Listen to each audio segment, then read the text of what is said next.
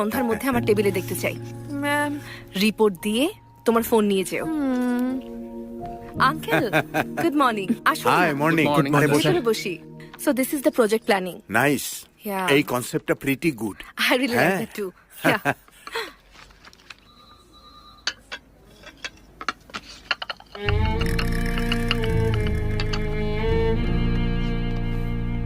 শোনো মা, সবাইকে ভয়ের উপর রাখলে কিভাবে হবে? দায়িত্ববোধ তো কারণেই আঙ্কেল, অন্তত ভয় তো থাকা আমি উচিত। এমডি, আমাকে কখন বকা দাও এই ভয়ে আছি। না না না না, আর কি খবর বলো? তোমার মা কি বলেছে?